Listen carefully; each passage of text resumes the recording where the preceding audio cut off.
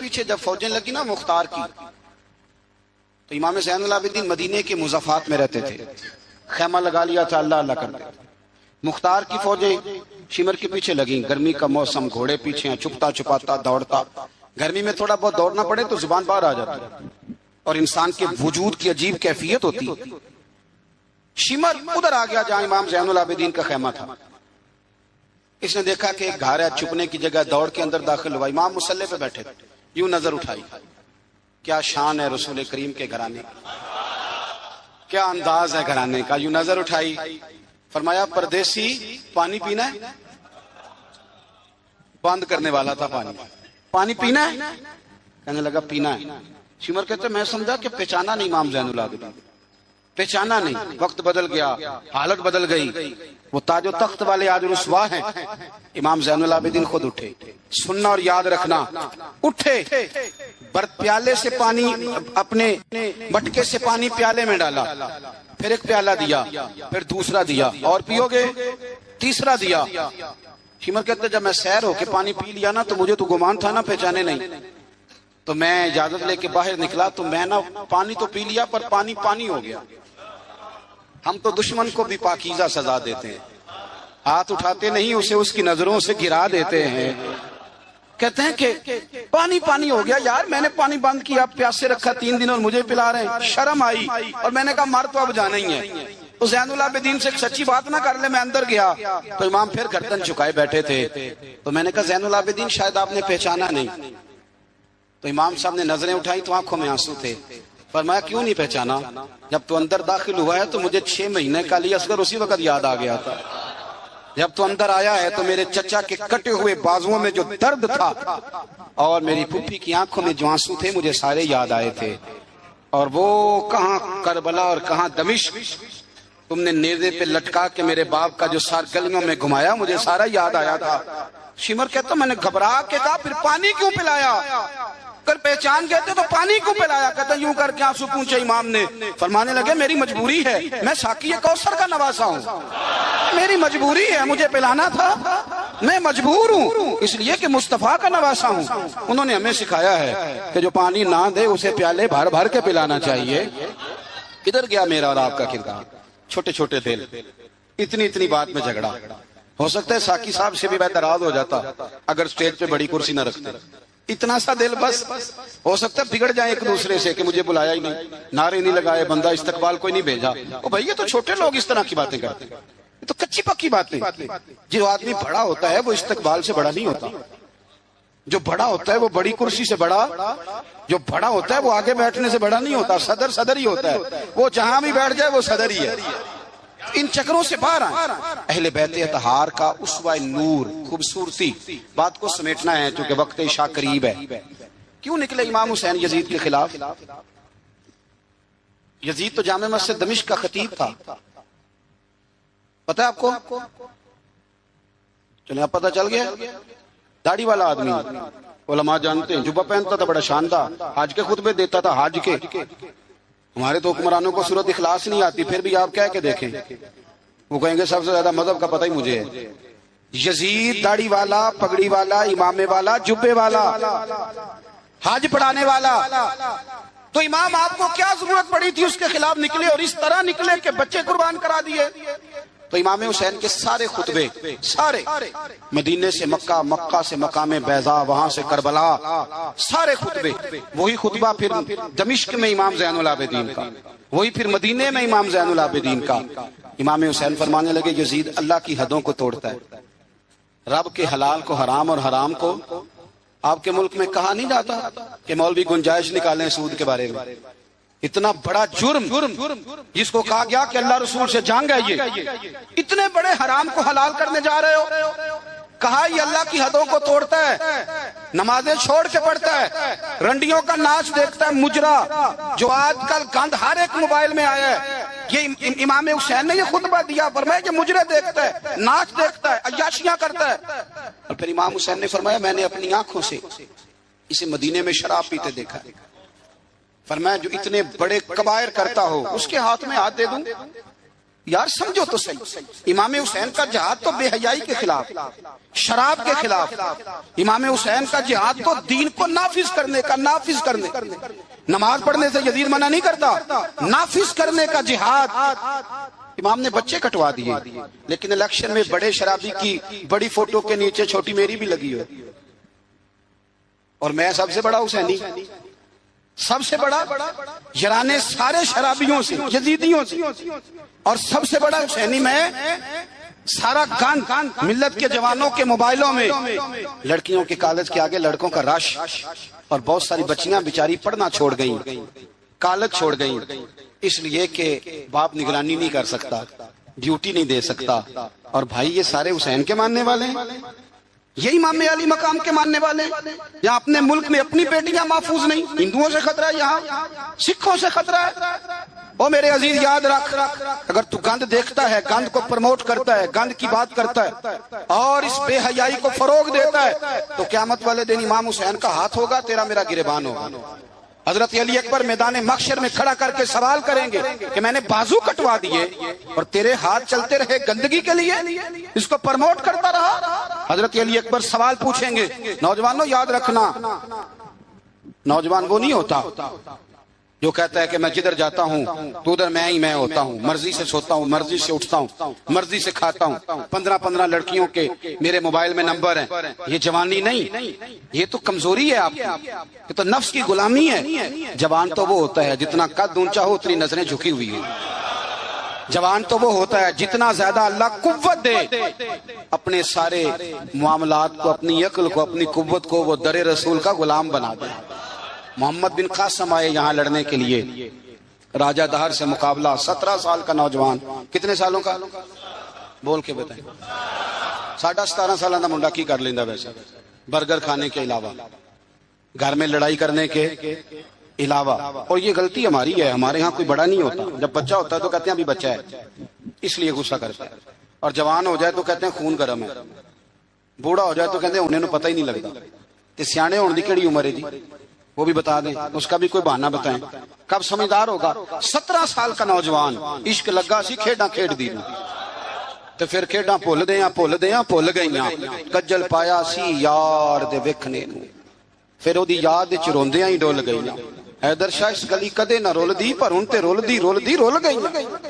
محمد بن قاسم آئے تو ایک بزرگ نے دیکھا محمد بن قاسم بڑے پریشان ہے، کہنے لگے پتر خیر ہے، تو کہنے لگے حضور نہ تو رستوں کا پتہ ہے ہندوستان کے، اور سنا ہے راجہ دہر کی فوج بھی بڑی مضبوط ہے، کیسے لڑوں گا؟ کہنے لگے بیٹے تو ہمت کر، میں دعا کروں گا اللہ تیری مدد کرے۔ چند دنوں کے بعد وہ بزرگ پھر ملے تو محمد بن قاسم بڑے حشاش بشاش، تو بزرگ کہنے لگے آج بڑے حشاش بشاش ہو، خیریت ہے؟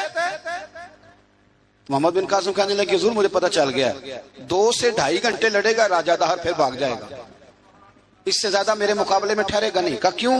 کہنے لگے میں نے پتہ کرایا ہے وہ نظر کا گندہ ہے، انہیں معلومات کرائی ہیں، اس کی تو پھپھی کی، ماموں کی، خالہ کی، چچا کی بیٹی اس کی گندی نظر سے محفوظ نہیں، جن کے پیٹوں میں رزق حرام ہو اور آنکھوں میں بے حیائی ہو، وہ کبھی کسی میدان میں کھڑے نہیں رہ سکتے، 2 گھنٹے سے زیادہ کھڑا نہیں رہے گا۔ کہنے لگا حضور میں 17 سال کا نوجوان ہوں، یا میں نے کعبہ دیکھا ہے یا قرآن دیکھا ہے، اور جب دل زیادہ للچاتا ہے تو مصطفیٰ کی قبر انور کو دیکھا کرتا ہے۔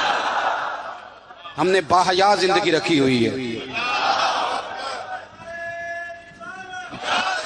اپنے مزاجوں میں۔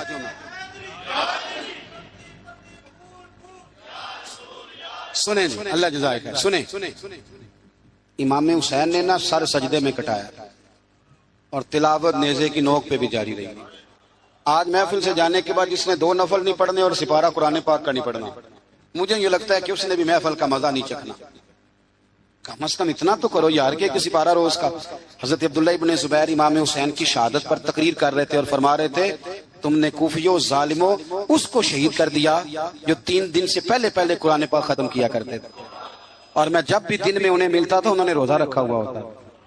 3 دن میں قرآن ختم کریں تو روز کے کتنے سپارے بنے؟ تو میں اور آپ کتنے پڑھتے ہیں؟ میں گزارش کرتا ہوں، میں منت کرتا ہوں، کچھ نہ ہو سکے نا، میرے اسلاف فرمایا کرتے تھے کچھ نہ ہو سکے تو قرآن مجید ایک دفعہ گھر میں کھول ہی لیا کرو۔ فرماتے تھے اس کے صفوں سے ایسا نور نکلے گا کہ تمہارا گھر روشن ہو جائے گا۔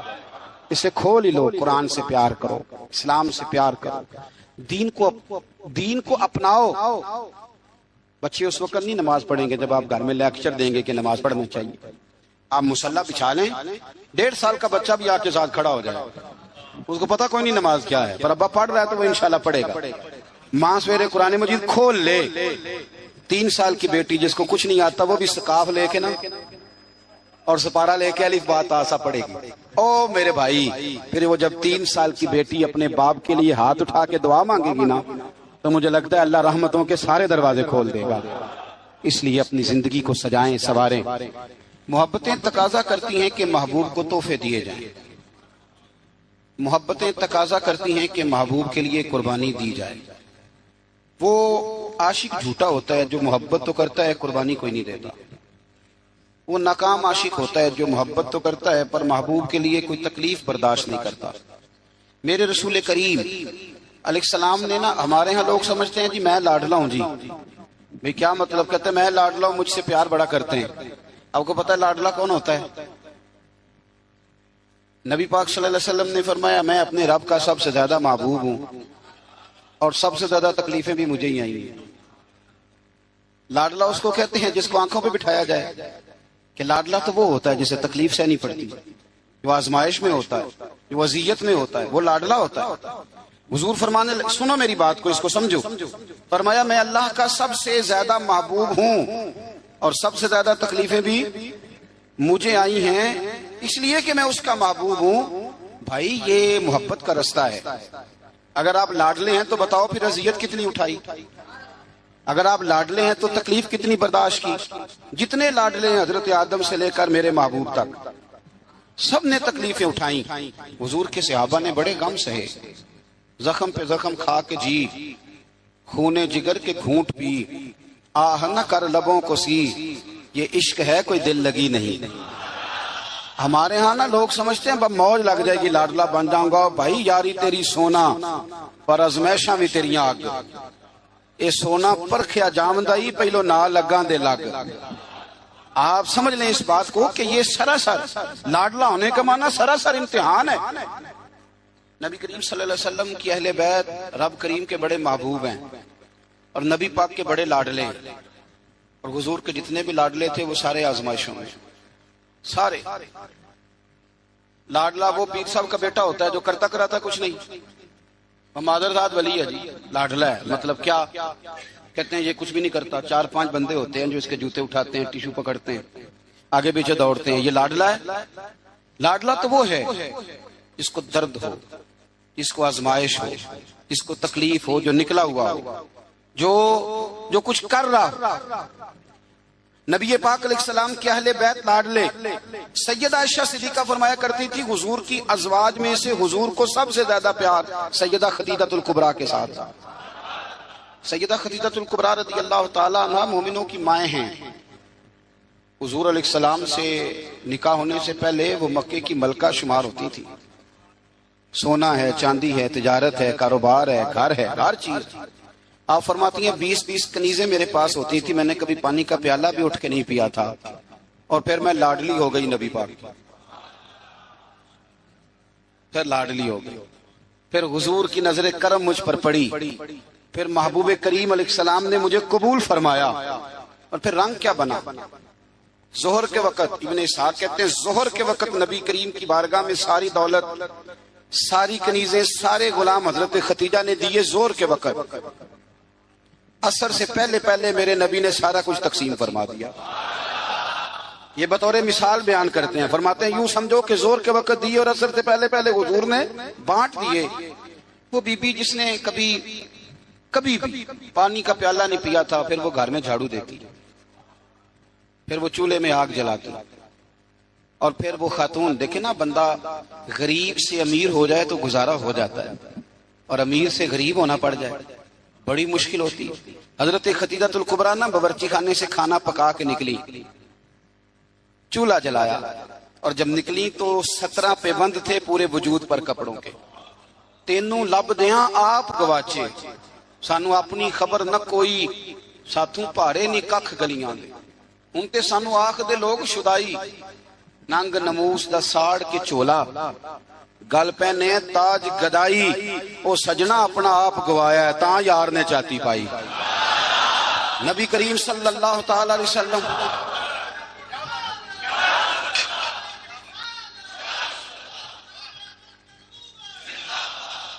سنیں حضرت خدیجہ نا کھانا پکا کے نکلی نبی پاک کے لیے.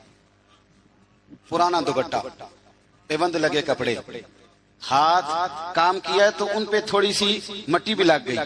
بی بی صاحبہ کھانا پکا کے جب لائی نا حضور کی بارگاہ، ادھر دیکھنا میری طرف، بارگاہ، یہ بیٹی کو سکھاؤ، یہ بیٹی کو، یہ دیسیاں بیویوں کو بتاتے ہیں کہ بیٹی کو سکھاؤ. اسے پتہ چلے کہ جب عورت خود خامند کے لیے کھانا پکا کے لے جاتی ہے تو پھر اسے اعزاز کیا ملتا ہے. حضرت خدیجہ الکبریٰ وہ کھانا پکا کے لائیں اور جب نبی رحمت علیہ السلام کے سامنے کھڑی ہوئی نا تو حضور غور سے چہرہ دیکھنے لگے، غور سے. حضرت خدیجہ عرض کرنے لگی حضور کیا دیکھ رہے ہیں؟ فرمایا خدیجہ دیکھ یہ رہا ہوں کہ آپ کے آنے سے پہلے جبریل امین آ گئے اور وہ کہہ رہے تھے کہ یا رسول اللہ خدیجہ کھانا پکا رہی ہے، جب لے کے آ جائے تو اسے اس کے رب کا سلام کہہ دیجیے گا، اسے اس کے رب کا سلام دے دیں. کیوں؟ اس لیے کہ جب آپ قربانی دیتے ہیں، جب آپ احسار کرتے ہیں، جب آپ کچھ کر کے دیتے ہیں. میرے معاشرے میں، میرے زمانے میں میری طرح کے سینکڑوں لوگ ہیں جن کی موجیں لگی ہوئی ہیں، کیا کرایا کچھ نہیں، کچھ بھی نہیں. ہم نے نا دین سے کچھ لیا ہے، دیا نہیں. اور ہمارا آج بھی لینے کا شوق ہے، دینے کا نہیں. میں اگر روز میں کہتا ہوں روز کہ اسلام اور وہ لوگ فلانا بندہ خدمت نہیں کرتا، فلانا عزت نہیں کرتا، فلانا قدر نہیں کرتا، کوئی اگر مجھ سے پوچھ لے کہ صاحب آپ نے کیا دیا، ہم روز دعائیں مانگ رہے ہیں، التجائے کر رہے ہیں، تعویذ لے رہے ہیں، مانگ رہے ہیں. اگر کبھی ہم اپنے دل کی عدالت لگائیں اور پوچھیں ہم نے مذہب کو کیا دیا، وہ 5,000 روپیہ جو ہم مسجد میں دیتے ہیں نا، وہ بھی 25 جگہ پہ لوگوں کو خبر ہوتی ہے کہ دے دیا ہے. تو نے کوئی دکھ سہا مذہب کے لیے؟ کوئی پتھر کھایا تو نے دین کے لیے؟ کبھی کانٹوں پہ چلا تو مذہب کے لیے؟ کبھی تو آگے بڑھا؟ دین نبی دا بانگ یتیمہ رووے تے کرلاوے تے آکھے میں کتھوں لباں عمر بہادر جیڑا مینوں سینے لاوے. تو حال ہی کوئی نہیں، کوئی پوزیشن نہیں. جو لوگ تھوڑا بہت دین کا کام کر رہے ہیں، علماء اور مشائخ، ان پر بھی ہماری تنقید سانس نہیں لینے دیتی. وہ بھی ہمارے نزدیک شاید وہ مخلوق ہی نہیں جس سے ہم پیار کریں. ہم انہیں حصہ نہیں بنانا چاہ رہے معاشرے کا، کبھی ان سے انسلاک نہیں چاہ رہے. دوستو مذہب کو تو ضرورت ہے. میں سینکڑوں ایسے لوگوں کو جانتا ہوں جن کی بغل میں P H D, M Phil, M S C کی ڈگریاں ہیں، پر دین کی الف بات آسا کو نہیں جانتے. اور ہم کیا کر رہے ہیں؟ میری طرح کے بندے تقریریں کر رہے ہیں، وہ کہہ رہے ہیں لوگوں کو دیکھو جی قوم کتنی خراب ہو گئی، لوگوں کو جنازہ نہیں آتا. اگر کو مجھ کو کھڑا کر کے پوچھ لے کہ آپ نے کتنوں کو یاد کرایا، اس کا کیا جواب ہے میرے پاس؟ لوگوں کو جی دعائے قنوت نہیں آتی تو بھئی آپ نے کتنوں کو یاد کرائی؟ بتائیے کتنوں کو آپ نے مغرب کے وقت، عشاء وقت بلا کے کہا بھائی ادھر آؤ؟ ہمارے ایک بزرگ تھے تو ان سے کسی نے کہا حضور دین کی تبلیغ کس طرح کرنی چاہیے؟ بندہ سادہ تھا، فرمانے لگے تجھے علمی ماحول میں نہیں سمجھاؤں گا، تیری زبان میں سمجھاؤں گا. دین کی دعوت، دین کا پیغام، دین کی تبلیغ کیسے کرنی چاہیے؟ فرمانے لگے کم از کم اسی طرح کر لیا کرو جس طرح کسی سے ادھار پیسے لیتے ہو. کس طرح لیتے ہیں بھلا؟ ٹیلی فون پہ کہہ دیتے ہیں 2 لاکھ دے جائیں، السلام علیکم بھائی جان آپ سے کام تھا. وہ کہتا بتاؤ، کہتے نہیں ٹیلی فون والا نہیں، بتاؤ کہاں ہو؟ وہ کہتا میں 1:30 بجے آؤں گا. کہتا میں 1:15 دروازے پہ کھڑا رہوں گا. پھر اس کے گھر پہنچ جاتا ہے، پھر جا کے اس دکھ سے اپنی کہانی سناتا ہے کہ شاید سامنے والا رو ہی پڑے. اور اکیلے میں ایسے ہوتا ہے کہ نہیں؟ چلو نہ ہی کر دو مجھے پتا چلے کہ ہوتا ہے کہ نہیں. اس دکھ سے داستان سنائے گا کہ رو ہی پڑے وہ، اور پھر قسمیں اٹھائے گا کہ بندہ بڑا اچھا ہوں، واپس بھی ٹائم پہ کر دوں گا. جب اپنے حق میں قائل کرنا ہو تو اس کے پاس درجنوں طریقے، اور اگر اللہ رسول کے حق میں قائل کرنا ہو پھر پتہ کیسے تبلیغ ہوتی ہے؟ دروازے پہ ایک بندہ کھڑا ہے، یہ نماز پڑھنے آ رہا ہے تو اس کو کہتا ہے وہ پڑھ لے کر نماز دینے پیسے کتنے کرنے نہیں، یہ دعوت دے رہا ہے نماز کی. وہ کیا کہتا ہے؟ کہتا ہے جا تو اپنی قبریں پہنا ہے، میں اپنی قبریں پہنا. اس طرح دعوت ہوگی دین کی، اس طرح پیغام پھیلے گا. کہ جب ہم نعرہ لگاتے ہیں نا تاجدار ختم نبوت زندہ باد، یہ عقیدہ ہے، یہ اسلام کی اساس ہے. اور آپ کو پتہ ہے جب آپ نے کہا نبی پاک آخری نبی ہیں تو پھر آپ کی ذمہ داریاں کتنی بڑھ گئی، یہ پتہ ہے آپ کو؟ پھر آپ آرام سے گھر بیٹھ سکیں گے، پھر 10 گھنٹے کی نیند کریں گے، پھر آپ کے پاس ٹائم نکلے گا مری جانے کا، پھر آپ کے پاس وقت ہوگا کہ آپ جا کے کسی ہوٹل پہ ہوٹلنگ کریں. حضور تو آخری نبی ہیں، اب دین کا سارا کام تو رسول اللہ کی امت نے کرنا ہے. تو امت کے پاس تو بور ہونے کے لیے بھی بڑا ٹائم ہے، فیس بک کے لیے بڑا ٹائم ہے۔ بھائی جتنے محبوب تھے، جتنے پیارے تھے، انہوں نے قربانیاں دی۔ سیدہ طیبہ طاہرہ حضرت فاطمہ الزہرا، یارو کائنات میں اتنا پیار، حضور کی 4 بیٹیاں ہیں، یہ چھوٹی تھی، جتنا پیار میرے نبی نے سیدہ سے کیا ہے کا لوگوں اس کو الگ نہ سمجھنا، فاطمہ تو بدعۃ منی، یہ میرے جگر کا ٹکڑا ہے، میرے وجود کا حصہ ہے، الگ نہ سمجھنا۔ لیکن جتنی تکلیف حضرت فاطمہ نے اٹھائی ہے، توجہ ہے میری بات پر؟ کسی نے پوچھا بی بی صاحبہ گھر سے کب نکلی پہلی دفعہ، کب نکلنا پڑا؟ تو حضرت فاطمہ رو پڑی، فرمانے لگی میری والدہ وصال کر گئی تھی، جناب ابو طالب کا انتقال ہو گیا، مجھے کسی نے آ کے خبر دی کہ فاطمہ حضور حرم کعبہ میں سجدے میں تھے اور کفار نے اونٹ کی وزنی اوجڑی، اونٹ کی اوجڑی وزنی ہوتی ہے، وہ لا کے حضور کے کندھے پہ رکھ دی ہے، مولا علی بھی مکے میں موجود نہیں، جناب صدیق اکبر بھی نہیں، تو فاطمہ چلو ذرا۔ تو حضرت فاطمہ کہتی ہیں چھوٹی سی عمر میں دوپٹہ اوڑھ کے، گویا برقع پہن کے میں گئی، اور فرماتی ہیں پھر جا کے میں نے رسول کریم کے سر اقدس سے اوجڑی اتاری۔ یہ شہزادی ہیں، یہ کائنات کی مالکہ ہیں، یہ جنتی عورتوں کی سردار ہیں، پر ان کی آزمائش تو دیکھو۔ فرماتی ہیں میں نے وہ اوجڑی اتاری، پھر حضور کو انگلی تھام کے میں لائی آب زمزم کے کنویں پر، پھر میں نے رسول کریم صلی اللہ تعالی علیہ وسلم کے سر اقدس پر زلفوں پر پانی ڈالا، پھر میں نے دھویا، اور کہتی ہیں جب میں نے نظر اٹھائی تو حضور رو رہے تھے، جب حضور روئے تو میں کھل کے روئی، تو پھر میں نے دعا کی ہے اللہ جس نے میرے بابا کو تکلیف دی انہیں تباہ و برباد کر دے۔ سجدہ فرمایا کرتی تھی جن کے لیے میں نے اس دن دعا کی تھی سارے بدر میں مارے گئے، بدر میں مارے گئے۔ ان کی تکلیف دیکھو، کون اتنا غریب ہے اس مجمع میں جس کی بیٹی اتنا کام کرے کہ ہاتھوں پہ چھالے پڑ جائیں؟ ہیں ویسے سب کی بچیاں دکھی، جس کو آپ ٹٹولیں گے وہی کہے گا دماد بڑا ظالم ہے۔ اللہ تبارک و تعالی نے اسلام کو جب کامیابیاں اور کامرانیاں عطا کی اور نبی پاک صلی اللہ تعالی علیہ وسلم کے دین کو اللہ نے غلبہ عطا کیا، تو 9 ذی الحج میں حج فرض کیا گیا۔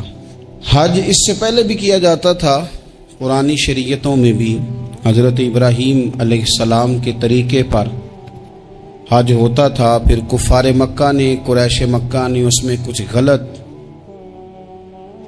رسومات شامل کر دیں، کپڑے اتار کر معاذ اللہ کعبے کا طواف کرنا، قربانیوں کا گوشت خانہ کعبہ کی دیواروں سے ملنا، اور بھی کئی بیہودہ رسومات اس پاکیزہ اور خوبصورت عمل کا حصہ بنا دی گئیں۔ پھر 9 ذی الحج کو حج فرض ہوا۔ نبی پاک صلی اللہ تعالی علیہ وسلم نے حضرت ابو بکر صدیق کو امیر حج بنا کے رخصت فرمایا۔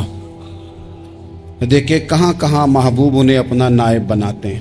اب 9 کو تو حضور نے حضرت ابو بکر صدیق کو امیر حج بنایا، اور پھر اعلان فرمایا، جہاں جہاں مسلمان آبادیاں تھیں وہاں اعلان کر دیا گیا کہ آئندہ سال رسول پاک علیہ السلام خود حج کے لیے تشریف لے جائیں گے۔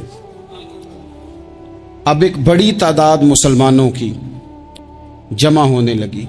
ذی قعدہ کے آخری ایام میں ہزاروں کی تعداد میں لوگ مدینہ شریف میں جمع ہو گئے۔